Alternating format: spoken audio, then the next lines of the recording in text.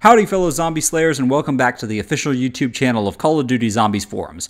I'm your host, NaBrZHunter, and today we're going to take a quick look through the new trailer for the Gorod Krovi Zombies map just released today by Activision. This is not by any means a reaction trailer. We've looked through it, analyzed it, and we're just going to look at some of the things that we can expect to encounter in the map and kind of explain some of the things that we saw here in the trailer. So without further ado, let's jump right in. So first off, we see a new rendition of a dragon image. Once that's gone through, we can see appears to be Treyarch's rendition of the Barmalay Fountain, which was a real fountain in Stalingrad. However, in this case, the children appear to be dancing without holding hands, whereas in the real Barmalay Fountain, it looks more like they're playing a sort of ring around the rosy around a crocodile or an alligator of some type. Now, I want to give a nod to Mr. Waffles for, of course, pointing that out in his video. You might also notice in the background there are the Nazi flags, which seems to indicate that Nazis have, to a certain extent, been successful in their infiltration of Stalingrad,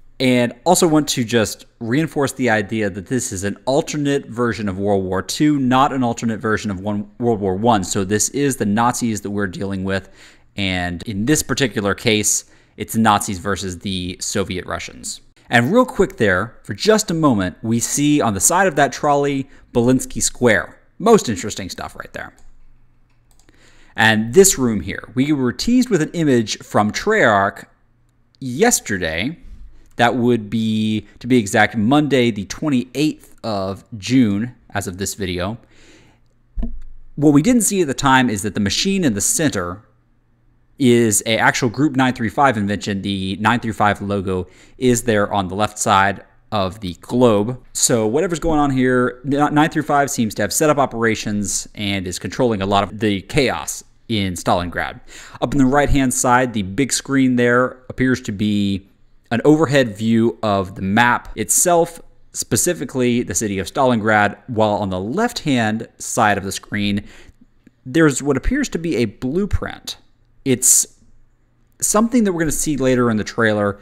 It's reminiscent of, and you've probably seen it at this point, but just to kind of give you a hint, it's reminiscent of the homing beacons from Origins. Of course, in the bottom left-hand corner is the power switch. Other than that, not a whole lot more is visible in this scene at first glance. Of course, if you notice anything else, leave a comment and let us know, or pop over in the forums and you'll contribute your own discoveries. So the next scene here is a much broader view of the city of Stalingrad itself. In the center and bottom right is the fountain again. So you're kind of getting a new perspective as to where that is located. So just to the right of that is the trolley that said Belinsky Square. And in the foreground, before all of it, on the right-hand corner is a Nazi bomber. You'll see from another angle later, it has the Iron Cross on the side. Now in the center and upwards, this has got the community buzzing. It appears that there is an Origin staff sticking out of the rubble of one of the buildings. This may not be what it actually is. It's certainly strange, but one thing I want to point out is that if that is a staff, if that is an elemental staff of some kind, that is one enormous staff. I mean, it's a long distance from where we are. Interesting thing that we're looking at there. We will find out shortly, I'm sure. Now, Mr. Waffle suggested in his breakdown of the trailer that these gates that just fell are a new sort of rebuildable barrier. That's not the impression that I'm getting. I'm going to say this looks more like an area that we may have to actually fight inside of, similar to what we've had to do in NaBrZHunter during the rocket test, when the gates close and you have to fend off the zombies until they reopen, or in Zetsubo no Shima, the underwater section when turning on the power. This scene, sensational. The first time we have seen red-eyed zombies since Alcatraz.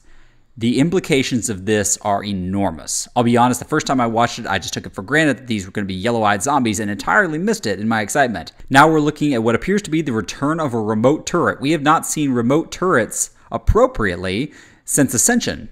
So now we're back in Russia and looks like we got some remote turret traps available. I'm just going to say this appears to be one of the most badass zombies to date. At this point, we can see his left hand has a couple sickles on it for, you might say, claws or fingers. I can imagine that's going to be, without Juggernog especially, a one-hit kill. With Juggernog, probably a full-on red screen. Now from this angle that we can see, it appears that he's got something kind of like a minigun on his right hand.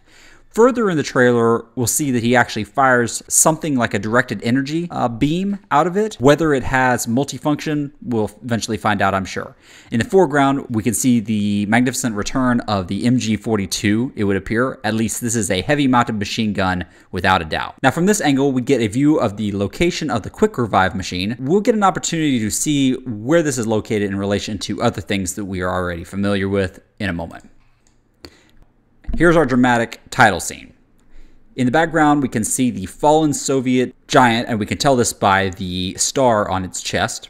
In the foreground, we can see a fallen dragon. At first glance, I get the impression that the giant attempted to take on the dragon with deadly consequences for both. Now, most interesting to me in this, however, is in the top right-hand corner, we can see a red flag. Courtesy of Mr. Waffle Waffles, I received on request a screenshot of one of the flags fully unfurled, and we can see that it is a variation of Nazi flags of the period, except the center is actually the symbol of the dragons from NaBrZHunter.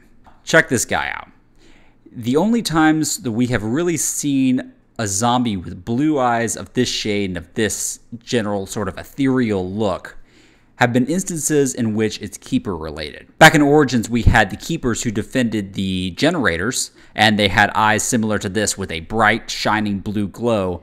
I'm thinking that what we're going to be dealing with here is also some version of an ethereal / elemental zombie with relation to the Keeper, probably involved in a side quest or part of the Easter egg.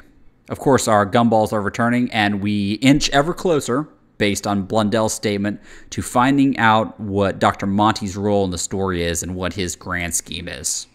Finally, the dragons. People have been saying, we're going to be seeing dragons, and here they are. And they look pretty freaking badass. People have been asking for a flamethrower, and that's pretty much what we got.